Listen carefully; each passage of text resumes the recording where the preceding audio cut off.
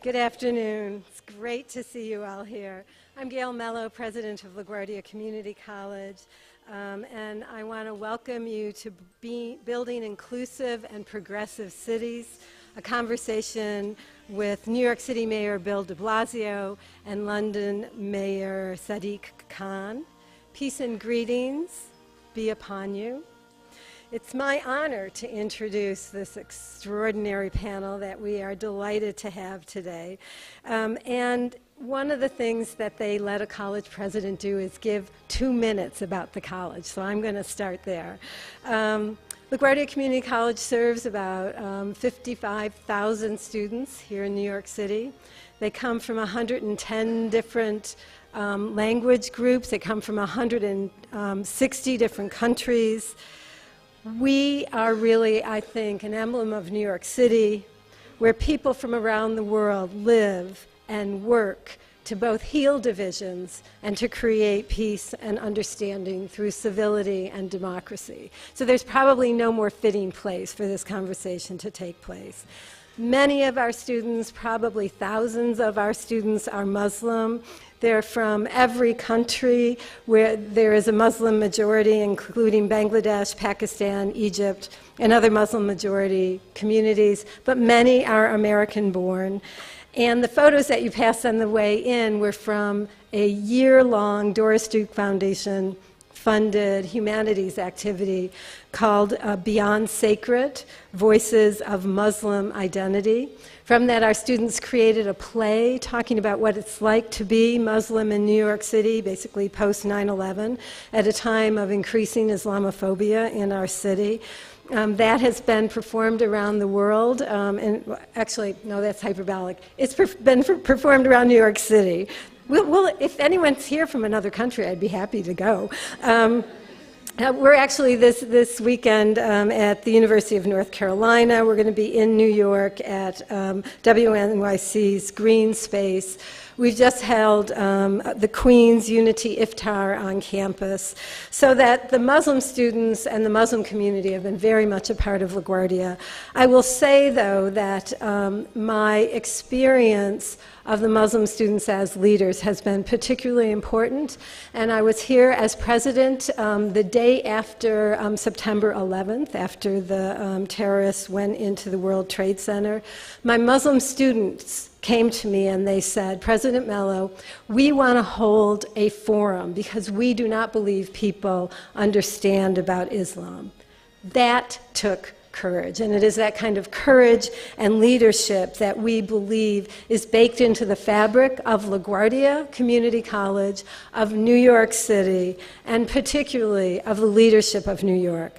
Last night I was about 2 blocks away from an explosion on 23rd Street, and as I heard the helicopters overhead, which I saw the first plane go into the World Trade Center, so it brings up those same feelings, and all I could think of was, thank goodness, I am so thankful that we have a man of integrity and leadership at the head of New York City, Mayor de Blasio. So Mayor, thank you. Mayor de Blasio had a historic victory in 2013 after 5 terms of Republican and independent leadership. He has brought sweeping changes to education, to policing, to housing, and I think in particular because he understands that there is a tale of 2 cities, and it is by healing that, and of course I'm a college president, so I'm going to say I'm particularly interested that he heals it through education, through knowledge, through understanding, through funding LaGuardia and places like the University of New York, that he understands that by building an educated citizenry and creating a middle class, we create opportunity for this city and for the world. And in some ways, to have the Right Honorable Sadiq Khan, the mayor, the first Muslim mayor of London, is particularly exciting to me. Mayor Khan like many of our students, was not born of wealthy parents. He was born of parents who were working class Bangladeshi parents. I'm sorry, did I say that wrong? I did. Pakistani parents. And he made his way up through education to become a human rights lawyer. According to a BBC article about his mayoral win, they said Sadiq Khan's life to date has been characterized by beating the odds. And I think that's really what LaGuardia Community College is about, what New York City is about, and what this historic conversation is about. Because Mayor Khan really lives his faith, and he says in part he lives it through living the principle that Muhammad has said, that if one sees something wrong, one has a duty to try and change it. And I think that is both the extraordinary power and integrity of both of the mayors who we have with us.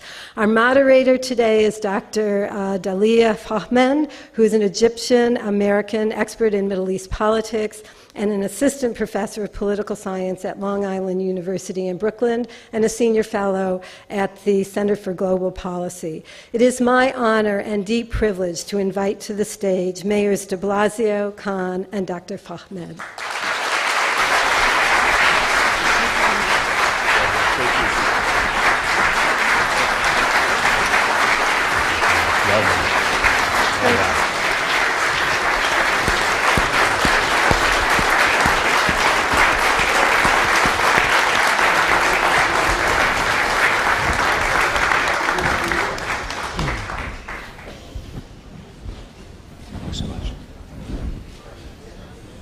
So what makes New York and London unique and similar is that they're both large and diverse cosmopolitan cities.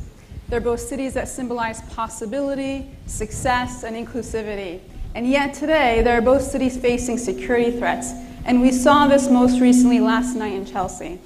And caught in the midst of polarizing rhetoric, used too often by politicians seeking to advance agendas that seek to divide and capitalize on a 24/7 news cycle, it's an atmosphere that could leave many people feeling vulnerable. All of which underscores the importance of the progressive politics of inclusion, equality, and bridging the inequality gap, creating more access to government for all, affordable housing, gender equity, and actively countering fear and hate. Commitments these two mayors and we all share. Today's conversation will focus just on that, and on the challenges and trends we see both in the United States and Europe, and how communities and officials elected by people can come together to work towards a progressive and inclusive future. The Mayor's Office of Community Affairs Unit is proud to host this conversation between these two dynamic leaders. Please welcome London's Mayor, Mayor Sadiq Khan, who incidentally did not have to use his Trump-issued exemption to enter the United States.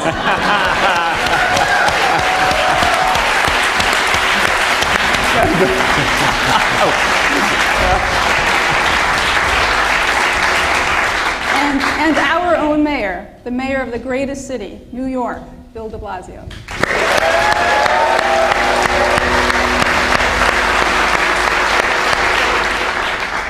Mayor de Blasio, let's jump right in. How does something like last night hinder the efforts to build an inclusive city? And as mayors, what steps do you take in your respective cities to overcome the fears and feelings of insecurity? Thank you so much. I'm going to respond to that, and I want to talk about, in fact, the press conference we had just an hour or two ago. But before I do, let me just honor those who put together this gathering and thank them. Thank Dr.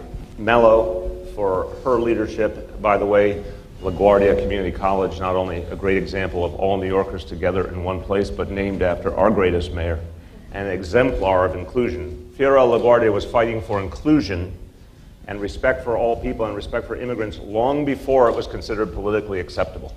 And that's something we need to remember and honor, and this is the place to be. Dr. Dalia Fahmy, thank you for your leadership. Thank you for moderating today.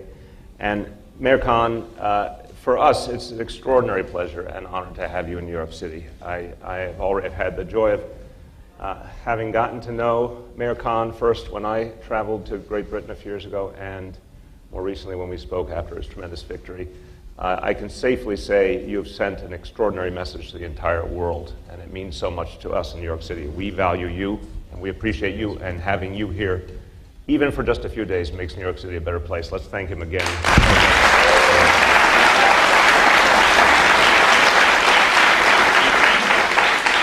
We are also joined by the Speaker of the New York City Council, a great progressive leader, Melissa Mark Viverito. We thank her for her presence. We are joined as well by the only Muslim member of the New York City Council and a great partner in so much of the work we do, Dalia Miller. Thank you. Finally, somewhere in this audience is my senior advisor who works with the Muslim community, has done extraordinary work already bonding our city government and the community deeply. Sarah Saeed, thank you for your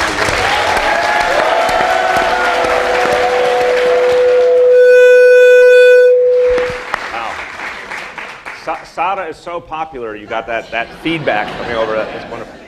So, our new police commissioner, literally, yesterday was his first full day on the job, Jimmy O'Neill, said something today that was so important, and I think it really helps us to think about this moment. We're all deeply affected by what happened last night. He said the NYPD will do everything in its capacity, and that's saying a lot. The largest police force in the United States of America, the most sophisticated, the one with the strongest counter-terror capacity. But he said we need the people. We need the people to help us. We need information, we need involvement, we need inclusion from the people to be the best partners of the people to keep them safe. And I think it's very important to recognize those are the values of Commissioner O'Neill, and those are the values of today's NYPD, and I think it's a touchstone for this whole conversation. Last night, to say the least, for everyone who was there, I've talked to so many people yesterday and today who were near the site. Of course, it brought back tremendous fears and bad memories of 9/11. It's a reminder, even though that fear existed last night, it's a reminder how far we came, because this morning I talked to so many everyday New Yorkers right around that neighborhood who said we knew it was our obligation to go about our lives, to come into work. We don't know yet what happened, but if it was anyone's effort to intimidate, New Yorkers are not going to be intimidated. And there was a very powerful and resilient spirit. So my message today is, whatever we are facing, New Yorkers get through it together. I know Londoners have a tremendous example of the same. The direct connection between police and community, the deepening of that bond, will be one of the things that strengthens us in our work. And we believe in having the capacity we need. So we have a larger NYPD than we had a few years ago. We have a stronger counterterrorism capacity. That is part of the prevention, that is part of the response. But the best way to sustain safety on every level, that could be the fight against terror, it could be dealing with the issues of gangs that plague so many communities. It's the same common thread: bond police and community more deeply together. That's what we seek to do.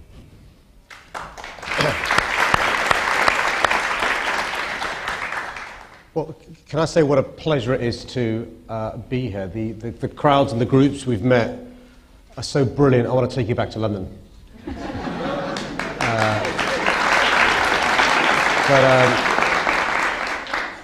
It's important in the context of the explosion last night for me to say this to you. London stands with New York. Londoners stand shoulder to shoulder with New Yorkers. And you know, there are some people who try and divide our communities and divide us from each other. But just look around this room. Just look around this room. We are the West. We are the West. And people who try to commit acts of terror, people who say things which they shouldn't be saying, say it's not compatible to be somebody with Western liberal values, say it's not compatible to be a mainstream Muslim. Those of you here who are proud Americans, proud New Yorkers, proud Muslims, every day we prove them wrong. And what's important?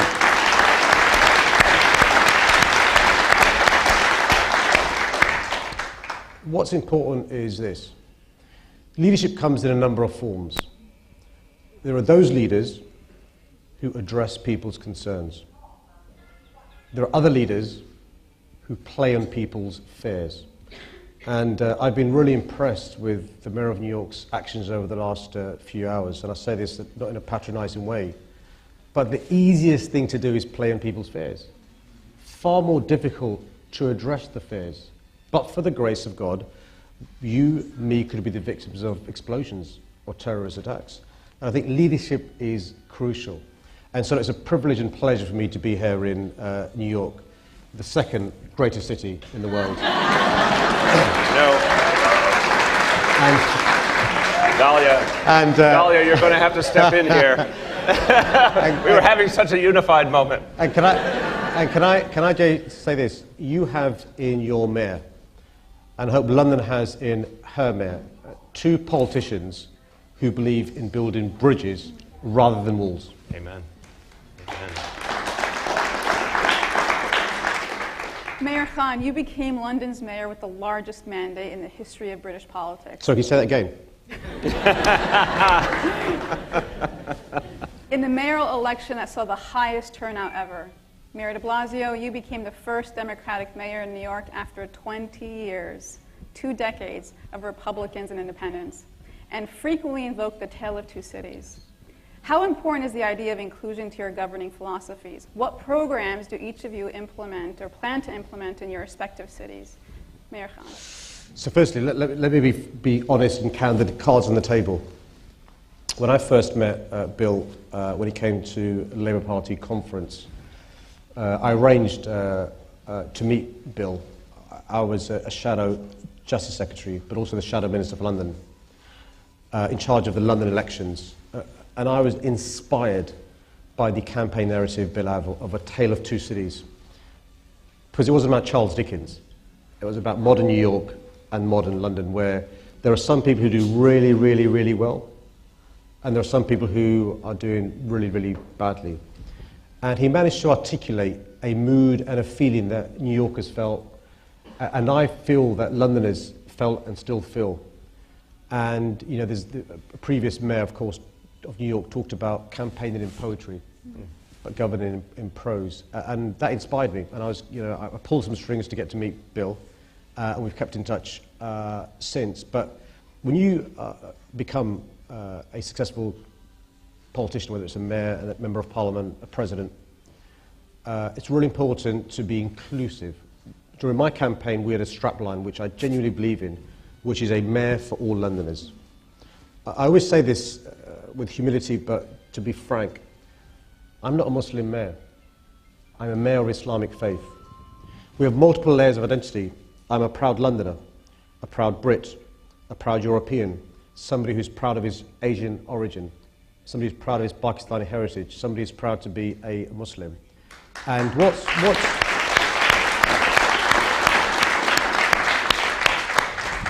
what I worry about is people who play on the politics of fear. So in London, during my campaign, I could have rose or stooped to the negative campaign of my opponent. London saw the most divisive campaign in our city's history.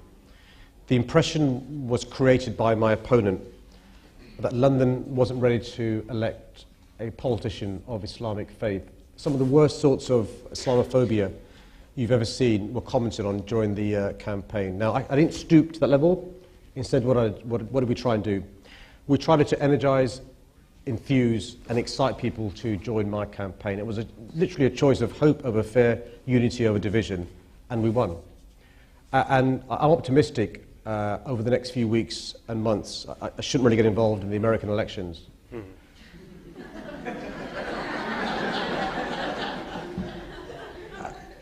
And I hope the best candidate wins, and I'm sure she will.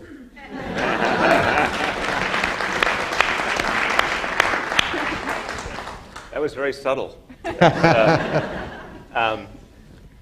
think the notion of inclusion is one of the tasks, one of the missions of our time.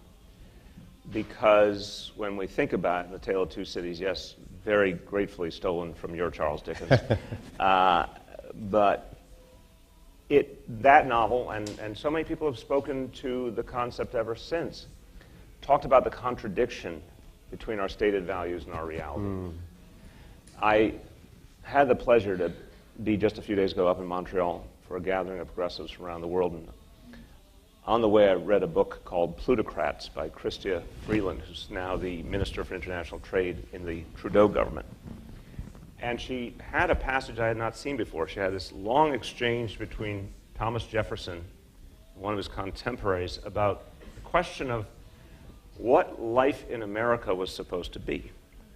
And it was not just the stated rights to free speech, etc. And it will, I will say immediately, it left out entirely the massive contradiction of American history, which is slavery. But in speaking of the typical life of an average American, that there was a strong commonality between a farmer or a shopkeeper or even someone of greater means. There wasn't that much distance between them in terms of wealth, and that was actually the imprint with which this nation was created. It was not created to be a wildly stratified society. And I say this with all due respect, because you're one of the people trying to change some of the history of your nation. You know, the nations that America looked to as a model we wanted to move away from had royalty, had a caste system of various types. America was supposed to be something different. And along the way, the conversation over years and years and years devolved much more into civil rights concerns and other matters of huge importance. But this economic fairness conversation got muddied over time. Very strong, perhaps, in the days of Theodore LaGuardia and Franklin Roosevelt, but they got muddied. In recent years, as our nation and our city became more and more unequal, that reality wasn't surfaced. So I think what you did in your campaign, what I did in my campaign, was we said it's time to say this out loud and address it. The good news is you actually can address it. When you create affordable housing on a massive scale, you go at the heart of the number one expense in people's lives. You go at the heart of exclusion versus inclusion, right? People cannot afford to live in a city and are forced out of it, experience one of the most tangible forms of exclusion. When you provide educational opportunities across the board, we're very proud of pre-K for all because it is totally inclusive. Anyone, regardless of class, background, neighborhood, just come in and sign up your child. Those are examples of inclusion that get to economic realities that, you know, the classic formulation. We can't actually achieve a truly democratic society if we have wonderful theoretical rights but massive economic inequality. So we can go at this with tangible things that change people's lives. We also can talk about and act on the question of inclusion in a multicultural society. And let's face it, we not only have the challenge of decades and decades of people who are different being treated unfairly in this country or degraded or minimized. We had an overlay of that, particularly since 9/11, a very rampant Islamophobia, very overtly fostered by some. And simultaneously, sadly, this crazy national attempt by some to indict immigrants. You know, that would be a really interesting approach in a country that was ethnically, you know, if we were in Iceland, maybe the indictment of immigrants would be a fascinating approach. It would be morally wrong, but maybe you could actually say, you know, we're pure. This is a country that was based on immigration from its earliest moments and never stopped being based on immigration. Half the people who are attacking quote-unquote immigrants had immigrant grandparents or immigrant great-grandparents. I mean, this is backwards. So just to conclude this point, they all wrap together. If we want to have an honest conversation in this city, in this country, and we want to talk about people's frustrations, and they have very real economic frustrations, and manipulative, demagogic people are taking advantage of honest economic frustration and then trying to turn people against a presumed enemy. And here's the great irony. The presumed enemy they have chosen are hardworking, struggling immigrants, when the people who actually created the distress for the vast majority of Americans are billionaires. It's as simple as that. The powerful and the wealthy created the reality. The immigrant working in the kitchen at a restaurant you go to, or working in the fields in California, did not create your economic reality. The people in power created your economic reality. And that's what we have to say in this country. And finally, that we in this city, knowing our national government has not recognized the honest and obvious truth that everyday Americans get. There's 12 million people here who happen to be undocumented. That does not make them any less American. They're our neighbors. They're next to us on the subway. They're our coworkers. While we are going to do everything we can for comprehensive immigration reform, in this city, we did a simple thing. We issued ID NYC to anyone, regardless of documentation status. And I want to thank the City Council for the tremendous support and involvement in this initiative. And all we said was, it doesn't matter where you're from, it doesn't matter who you are, it doesn't matter whether you have one set of papers or another, or no papers. You're a New Yorker. You belong. We respect you. That is the kind of way forward for this city and for this country. Mayor Khan, how do you reconcile the vitriol and rhetoric we saw during the Brexit campaign, as well as during your own campaign, with the fact that London elected a mayor of Muslim descent? Well, it's something that the mayor, that Bill alluded to, which is, look, we've got to recognize that New York and London are great cities, and the USA and the UK are great countries, but there are people who can't get their son or daughter into a good school. There are people who can't get their parents or themselves decent health care. There are people who can't get housing that's affordable to buy or rent. Now, the easy thing to do is to blame the other.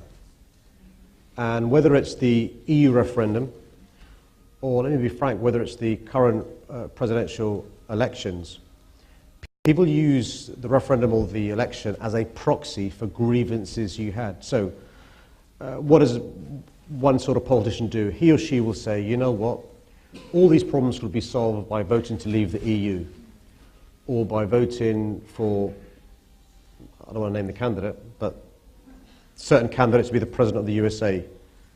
Whereas what's more difficult is to understand and empathize with those concerns and then address them. So what is the problem in London in relation to housing? Same as New York. A situation where for those who can afford to buy or rent, they're able to do so. Yet there aren't enough genuinely affordable homes to buy or rent in London, same as New York. So we've got to fix the housing crisis. That's what the mayor's currently doing, not scapegoating somebody. What's the issue in relation to a growing population? Our population is 8.6 million. By 2020, it'll be 9 million. By 2030, 10 million. Growth per se is not bad. It's lack of planning for the growth that's the problem. So we've got to invest in infrastructure and plan for the future. Let me give you another example. Our cities are very diverse. I mean, Bill referred to Justin Trudeau and Montreal. Justin made a great speech recently where Justin talked about diversity is a strength, not a weakness. Diversity is a strength, not a weakness. But we've got to recognize that in cities that are increasingly diverse, we've got to ensure people integrate, live interconnected lives. Whether you're rich or poor, whether you're Christian, Muslim, Jew, Hindu, Sikh, not a member of any organized faith, whether you're old, young, lesbian, gay, we've got to, as politicians, make sure we aren't complacent about people mixing. So I've appointed, for the first time in London's history, a deputy mayor, and his title is Social Integration, Social Mobility, and Communities, because we can't assume that people are going to mix. And that means thinking about planning. Are we building in a place for people to mix and mingle? When it comes to housing, are we doing as Bill did, doing the brave thing of saying no more poor doors? Are we ensuring when it comes to schooling that there aren't monoethnic schools or schools where people don't mix from other schools? And so it's really important we do so. But you know, I'll tell you this, there are a number of choices we've got. In an ever more pluralistic world, globalization means, you know, we're getting smaller as a world. With more diversity, I say this genuinely, not just as a metaphor, because there are some people who say this literally, building walls doesn't work. You've got to build bridges. Because unless we know each other, what's the alternative? And you know, one of the things that I was really impressed by over the last 18 hours with Bill's response to the explosion is you need cool, calm heads. Because I tell you what happened in the UK after we voted to leave the EU, there was a spike in race attacks. Mm-hmm. There was a spike in verbal abuse. Why? Because people think it was acceptable to behave in a certain way. Bad behavior was normalized. And I think, you know, whoever wins the election, and as I said to you, I hope the best candidate wins, and hopefully she will, we've got to make sure that she has got our support in picking up the pieces left by the campaign from the Republican candidate. Amen.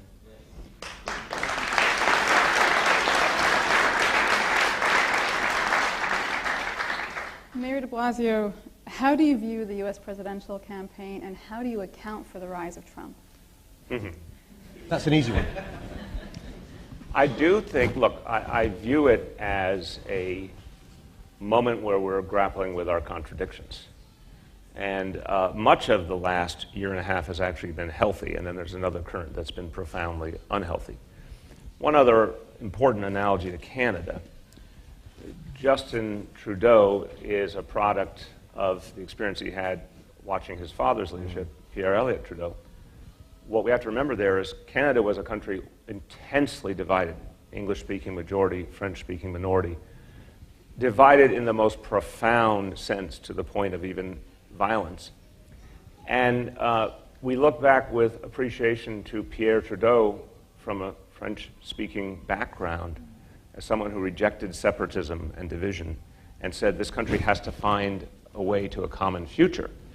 And I've seen this before in Canada, but I was very touched by it in Montreal, because now there's a commitment to two languages. So you see French speakers come up and do their damnedest to speak English, and vice versa. English people may be a little bit tortured French, but they get the French out to say we're together.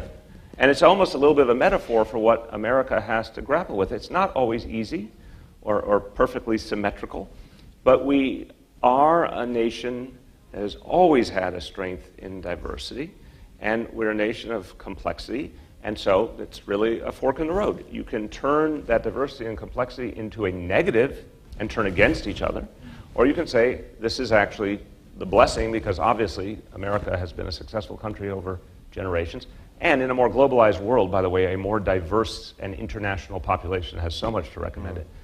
I think the rise of Trump on one level is not shocking in the least because it is about the anger and frustration that was mounting over economics, that was intensified by the Great Recession and never addressed. Remember the last two presidential elections, 2008, just as the recession was hitting, 2012, really a referendum on an incumbent. This was the first open field opportunity for America to consider itself after the Great Recession. And our issues have not been addressed. That's the bottom line. The inequalities have not been addressed. Who was responsible for the Great Recession has not been addressed. The changes that people yearn for to make sure these things can't happen again have not been addressed. There's an anger and a frustration that's legitimate, whether it channels towards Donald Trump and then, of course, in many cases takes an illegitimate form of racism and xenophobia and Islamophobia, or whether it channeled towards a Bernie Sanders. It speaks to something that must be addressed. Now we have a chance to do that. And I won't make any political statement. I will also say there are two candidates. I think one actually wants to address this issue, and she has a platform that says that in very powerful ways. But I think this is almost a coming-of-age moment for the United States of America for us to decide who we are. We're either a proud multicultural society, that's why I use that Canadian example. It's not always easy, but we have to come to a decision that we are a proud multicultural society that will not long from now be a majority-minority society, and we are proud and comfortable with the shape of who we will be, and we do not want an ever more unequal society. In fact, what is more American than saying we have to double down on a more fair and inclusive society? This is when we have to decide that. Mayor Khan, as you watch this election from afar, and you see the rise of populism in the United States, but an exclusionary identity that targets Muslims specifically and immigrants, what do you make of this? It's heartbreaking. I mean, you have a history and a legacy of tolerance, of diversity, of respect. I mean, just think about the successful, famous Americans of Islamic faith in sports, in engineering, in media, in all sorts of fields, medicine. And what's heartbreaking is, you know, when you look at what is the ideology propagated by so-called ISIS or Daesh, what do they say? They say it's not possible to be a, you know, as I said before, Western liberal and be a mainstream Muslim. And that's used to radicalize young people. I'm afraid the bad news is there are people born and raised in London, born and raised in New York, born and raised in Paris, born and raised in the West, who were groomed and radicalized to hate their neighbors and friends, because what these people say, charismatic preachers of hate, so-called ISIS or Daesh, is the West hates you. You can't be a Muslim and a Westerner. And you've got a great country like USA where a mainstream politician is saying similar things, basically. You're playing into the hands of so-called ISIS and Daesh. And, you know, when I look at New York and its success, and London and our success is basically because of we've recognized the contribution good immigration can make. London's benefited socially, economically and socially from immigration. All great cities are open to what? They're open to people, they're open to trade, and they're open to ideas. And, you know, I think we've got to recognize that actually the politics of fear is a short-term way, and it's possible to win elections on the politics of fear, by the way. Previous elections have been won using the politics of fear. Actually, that's the easy bit. The more difficult bit is what Bill was alluding to. How do you get inclusive growth? How do you get inclusive prosperity? How do you reduce inequality? How do you ensure people know they've got more in common than divides them? And that's the challenge. And you know, by the way, again, to paraphrase Winston Churchill, democracy is the best we've got because the alternative is a lot worse. But that means turning up and taking part. And so my plea to you is this: look, get involved in this campaign. Get involved in this campaign, whether it's you know, in this city or elsewhere. Make sure your friends and family are registered. Make sure your friends and family campaign. You've got a stake in this. You've got a stake in this. I'll tell you this, I've got a stake in this, right? I love visiting America. You know? And, you know, I want to keep on coming back to see my good friend Bill. So, you know, do your bit. Nicely said. How do you help or work with young Muslims in London and in New York City who are facing not just increasing hate, but now violence? In the past year, we have seen in the United States 210 acts of violence against Muslims. What is your role in this? I think there's a couple of different things. I think one, and this is true for all our young people, but for those who have suffered exclusion or those who have seen those acts of violence, we have to send a very powerful, clear message that we believe in them. We believe in our young people. We believe in all of our young people. We believe in our Muslim young people. We believe they are going to build the future of New York City and the United States of America. Partly, one thing to begin with is to affirm and embrace and show that they matter. I'll use an analogy, but I think it makes an important point. We had a huge and searing debate in this city and a very painful experience over a previous broken, unconstitutional police policy of stop and frisk. That affected young men of color overwhelmingly. Ergo, there was a government policy that was basically treating young men of color as criminal suspects regardless of whether they'd done anything or not. Of course, the vast majority had done nothing. But in effect, a conscious policy was sending a message of delegitimization, of devaluing of these young people. I'm very proud that we and the City Council together worked together, ended that policy, brought a new approach in that has actually made us safer, but said to our young people, no, we value you. We believe in you. I think we have to do that with our Muslim young people very affirmatively. One of the ways we did that, symbolic on the one hand, practical on the other hand, but something that people could feel, as we said in the biggest city in the United States of America, we are proud to recognize the historic parity between three great faiths, the Jewish faith, the Christian faith, the Muslim faith, and say, we are going to recognize, just as we do the Christian and the Jewish holidays in our schools, we're going to recognize the two Eid holidays as official school holidays.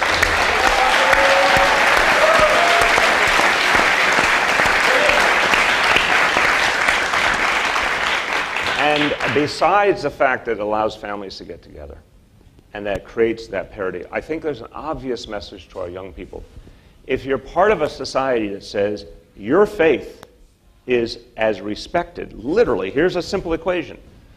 You get Christmas off, you get Easter off, you get Yom Kippur off, you get Rosh Hashanah off, you get two Eid holidays off too. It's saying you matter just as much. Your faith is just as important, just as embraced, just as a part of us. So I think it is the message, I think it is the manifestation of the message through actual policies, and I think it is also a constant commitment to addressing very visibly, aggressively, any act of hate. So one of the things the NYPD believes in, and I think this is a powerful statement, when we see an attack, not only do we pursue it, and upon determining it's a bias attack, we say that out loud, we pursue the perpetrator, we very, very, very frequently get the perpetrator, so we show consequence, we show follow-through.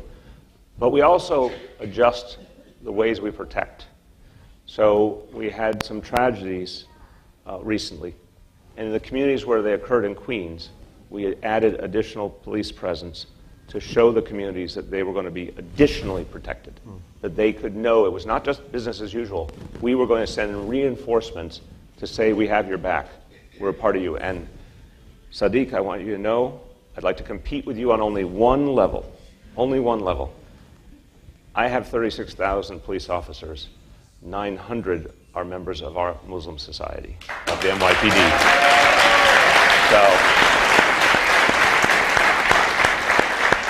I have no idea whether you have more or less, but this is a good competition. Good. No, I like that. I mean, and I welcome it. It's really important. But I mean, the key thing for me is to give everyone a sense of belonging.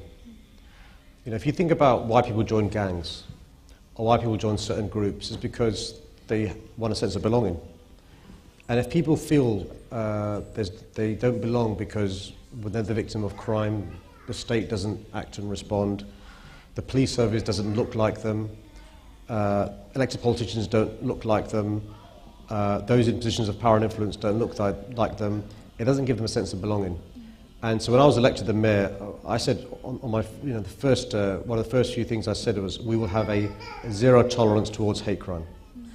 And it's got to be a message that's not just me saying it, but the Commissioner of the Police, elected officials have got to say it loud and clear so that everyone knows we will take this seriously. Because for too long, you know, London's not perfect.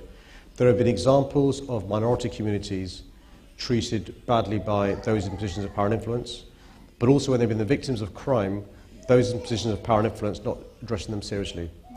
And it's really important we address them seriously. And so our police service is the most representative of London it's ever been, but nowhere near good enough. We have 32,000 police officers.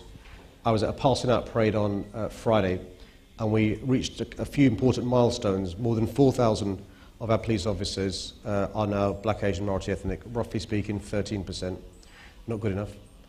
More than 8,000 of our officers are now women, 26%. Not good enough. And so, because we've got an important principle of policing by consent. Whether it's 32,000 or 36,000, they can't keep us safe by themselves. That's what Bill alluded to in relation to last night's explosion and what the Commissioner said. If we are their eyes and ears, if we give them the information, the intelligence, the cooperation they need, we can all work together to keep us safe. But if you are today stopped and frisked unfairly, or stopped and searched unfairly, if you today have a member of your family treated badly by the police, why would you tomorrow want to give information? Why would you tomorrow want to be a witness? Why would you tomorrow want to cooperate? So actually, it's in all of our interests, whether you're somebody who looks like Bill, someone looks like me, it's in all of our interests to sort this out. And so this is really important, and this is about giving people a stake in our society and our country. But I'll tell you this, and I say this without any hesitation, and I'm sure it's the same for New York, you know, as the second greatest city in the world. But as doing that. But as I'll tell you this, as a religious minority of Islamic faith, there is no other city in the world I'd want to live, and I include Muslim majority countries. And I'm sure it's the same for New York, except for London, of course. I mean, the only other place you want to live is London. But why is that? Because there are rights to protect us. We have civil liberties. There is a rule of law. You've got great mayors in these two cities. But also, you know what? We're not complacent. Neither Bill or I will say things are perfect, and we recognise we've got to do a lot more. I'll tell you this, though. I'd rather have him and me in power than the other guys.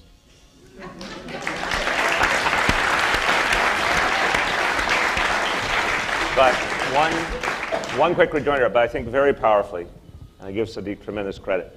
You know, that simple notion of saying, here we are on our evolutionary scale, here we are in terms of an inclusive police force, for example, but not good enough, is very powerful to not fear an honest acknowledgement of the progress yet to be made. Because in one way, you know, our constituents listen. And if you say everything's perfect, they tune you out. And if you say everything's dire, and you know, I will refer to a recent big meeting in Cleveland a few months ago. If you say everything is dire and there is no longer a hope, they tune you out rightfully. But if you say we've shown we can make progress, there's more to be done, it has a ring of truth. One very specific point off of what you said about cooperation with police.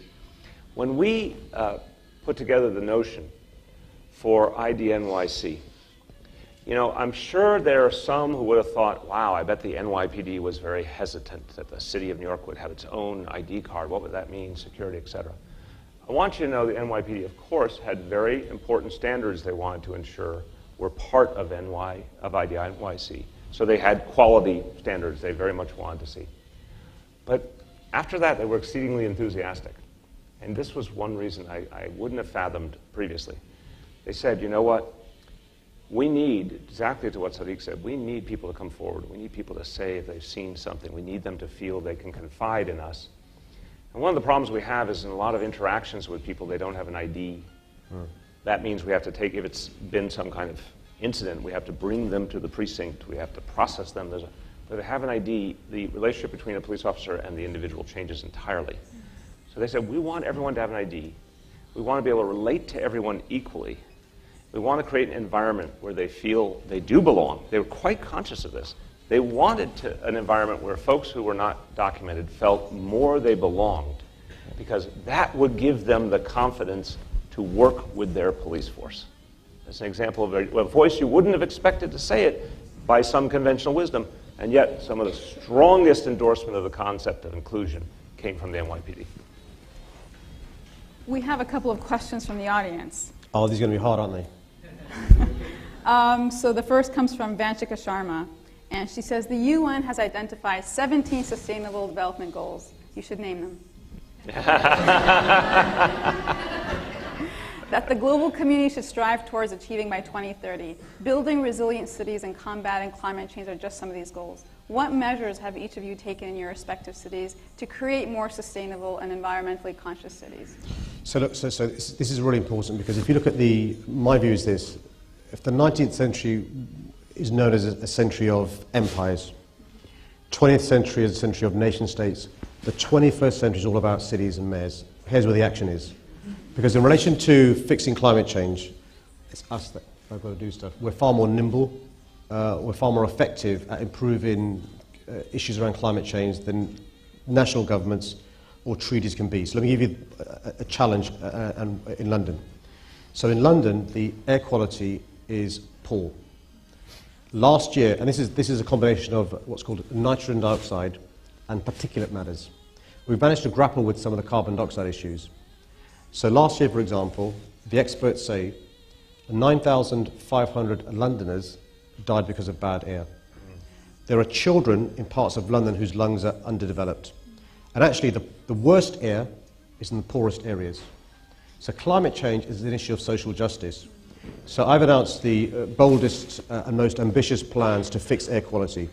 And by the way, the previous mayor had done a study, and the study showed that there are 433 schools in areas where the air is illegal, and he buried the report.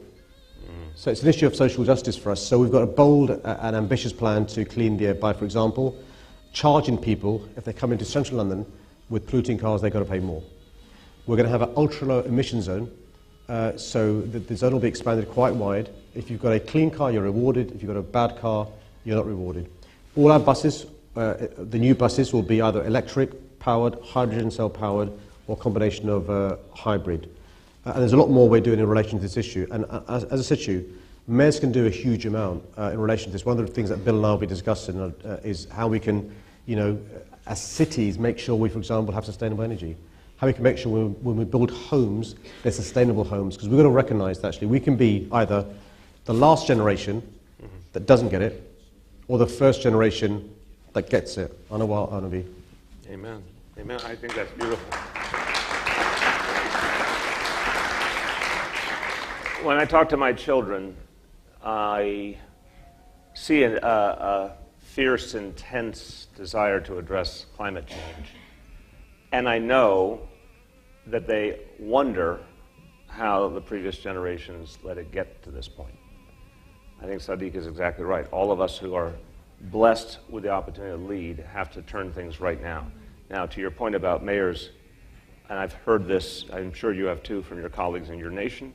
I've heard it from mayors from different continents and certainly mayors around the United States. When your federal government, your national government fails to act on an issue that is clearly global, we have no choice but to take matters into our own hands. Now, we should push, of course, and I credit President Obama because there has been some real progress in the last few years. But it isn't where it needs to be, and we have no illusions. There's been a retreat by national governments in too many instances from taking full responsibilities. And so cities, we implicitly take full responsibility. It is our nature, and we have no choice because we look our constituents in the eye. They're not far away. They're part of our lives. So we too, I think what London is doing is exceptional, and we're following a similar path, setting the goal of 80% reduction of emissions by 2050, setting a goal that all of our municipal car fleet will be electric in the near term, a whole host of changes, trying to change everything about our consumer society in the sense of everything we throw away and all the emissions that come from moving our trash far away and going to a zero waste to landfill structure in this city by 2030. Also, one of the things that this country has to grapple with, I think some of the countries of Europe are farther ahead. The biggest river to cross here is to fully give ourselves over to renewable energy. And it's not that we don't know that solar and wind and hydro and geothermal work. We know they work, and we know that they are dominant energy sources in many parts of the world.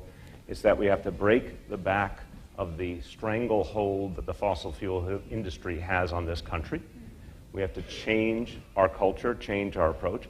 Well, cities have a crucial role to play. We're using our ability to put solar, in particular, on our own buildings, but we're also going to start using our purchasing power. Our city is a big market unto itself.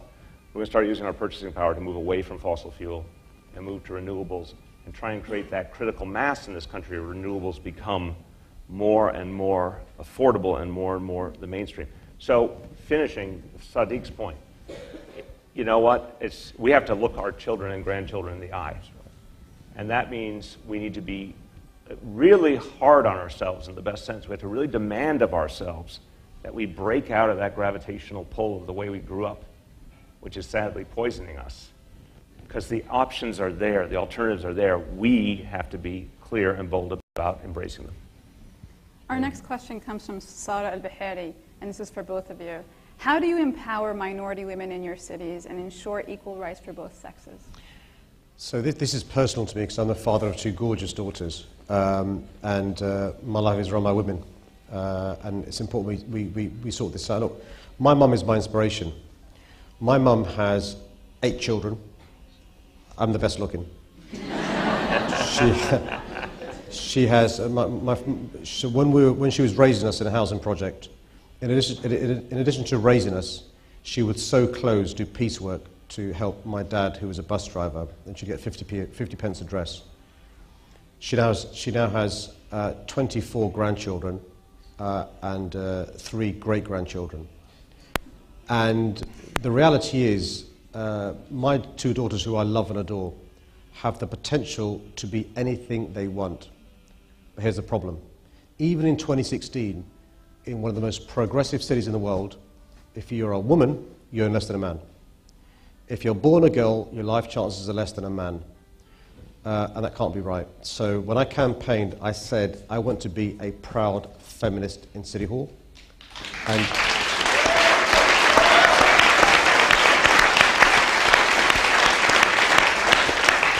And I am a proud feminist in City Hall. So I've published for the first time in London's history City Hall's gender pay audit. Now, the national pay dividend between men and women is 19%. London is 11%. City Hall is still about 5%, not good enough. In the UK, from November the 11th until December 31st, that period, women are basically working for free. because of the gender pay gap. I saw when Justin Trudeau became the Prime Minister in Canada last year, he made half his cabinet women.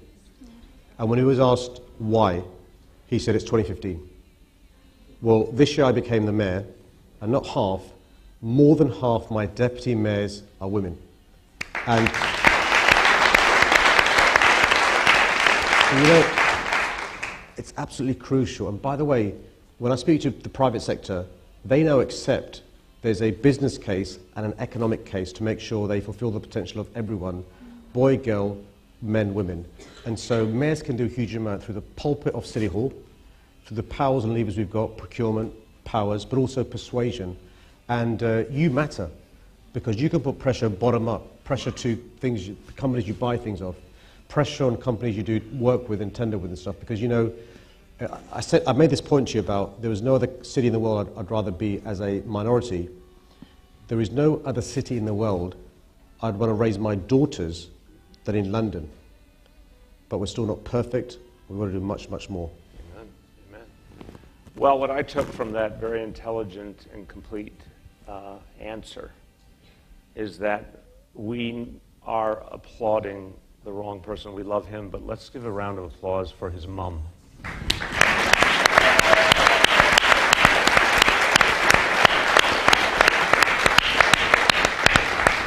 Sadiq, it's been great, but I want us now to transfer all our adoration to his mom, okay? Because clearly she's the one responsible for all of this. But, so I have a similar reality that the strongest lessons and the strongest reasons why we do the things we do start at home, and they should start at home and in our families and our personal experience. So I believe at one point I made the mistake of telling my very strongly feminist wife, Shirlane, that 50% women would be a good goal. She has come to the conclusion, based on research, that women are in fact the majority. And so she said, I think it has to be 52%. And so I then had to find a way to do better. So right now, in the senior positions of the most senior positions of New York City government, I believe as of the last few weeks, we're at 57% women for the most senior positions. This is a good competition.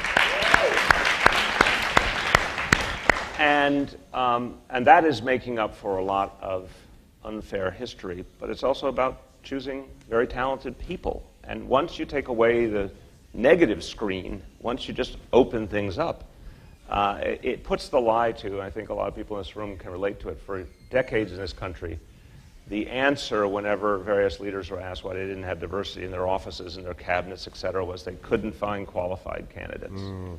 The biggest of all the big lies, there's always been qualified candidates. Once you actually open things up, you have a surplus of wonderful qualified candidates.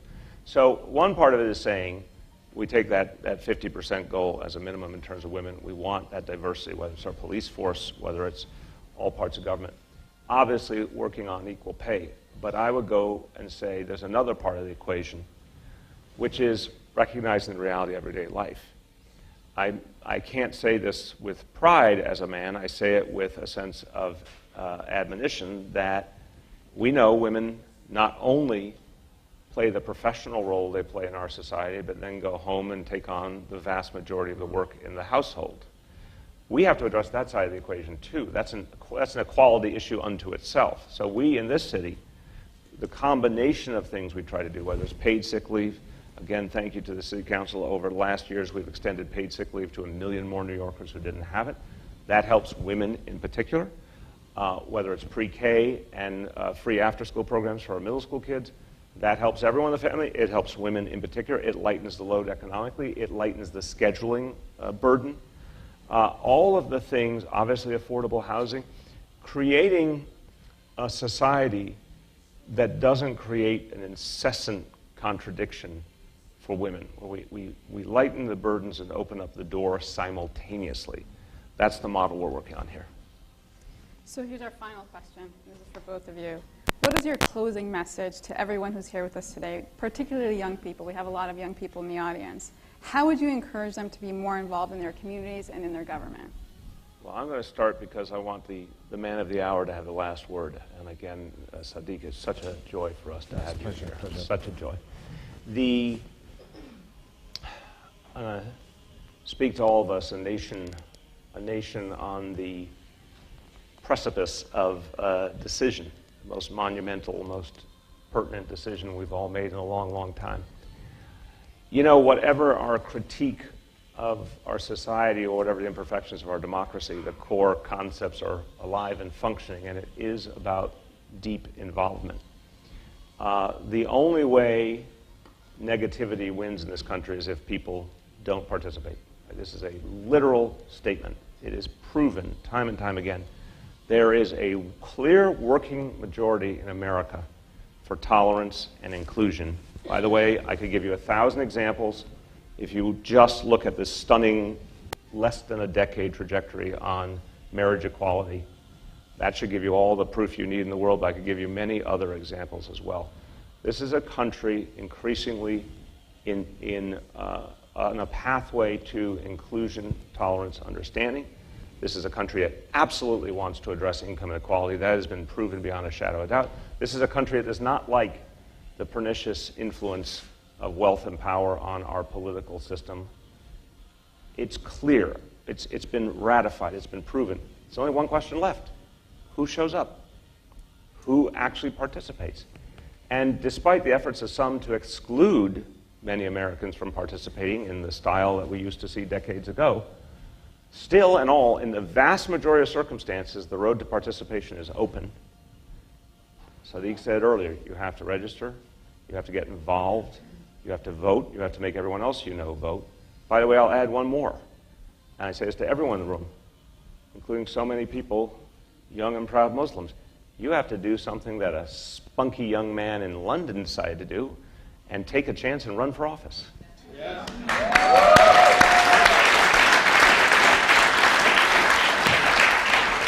And I want you to know that all of the political pundits and experts made 100% clear that it could not happen, not only in the year 2016, it could not happen in our lifetime that a Muslim man would be elected mayor of London, England, except he was. So that's why you have to be involved. Thanks. No, it's been an absolute pleasure being here with Bill and Dalia today. I'm really sorry there wasn't more time. I'll leave you with a few things. Firstly, you live in a great city. I mean, honestly... Greatest in the world. You know, if I look up over my shoulder, I can see you there. But you know, you're blessed. You're blessed. You live in a great, great city. And I'd say this, look, you can be black, you can be white. You can be Muslim, Christian, Hindu, Jew, Buddhist, or don't member of an organized faith. You can be gay, lesbian. You can be rich, poor. You can be who you are and not simply be tolerated, but respected, embraced, and celebrated. Now, I think with that blessing comes a responsibility.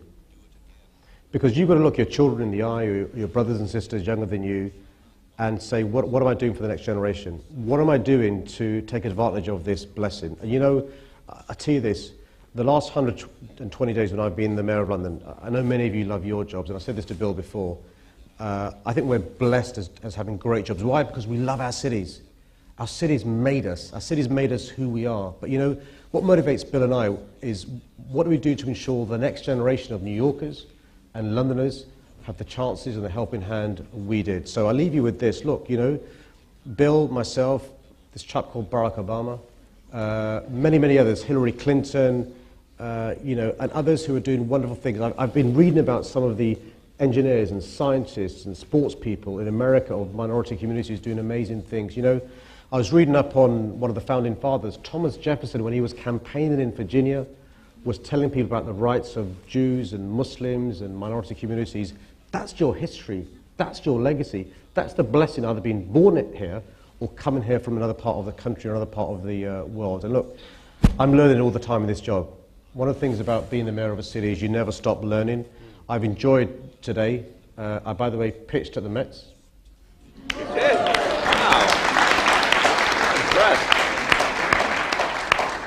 And I tell you what, if you don't see it, I was pretty good.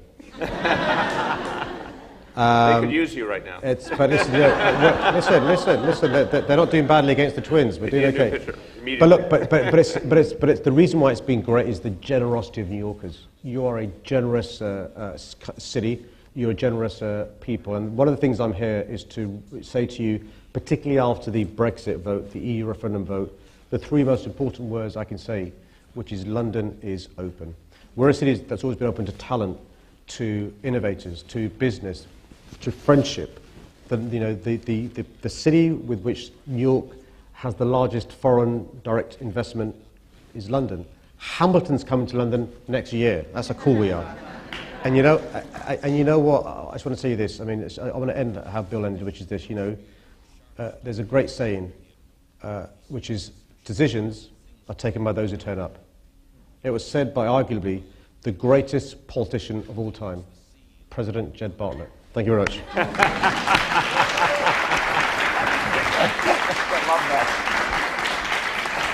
Please join me in thanking our two wonderful mayors. Thank you so much for joining us. Thank you. Thank you. Thanks a lot. Thanks for coming. Good to see you. Okay. Thanks a lot. You okay? Nice to see you. How are you? How are you? Thank you very much. Thank you very much. Thank you. How are you? Seeing you Thank you for coming. So nice to see you. How are you? Good to see you.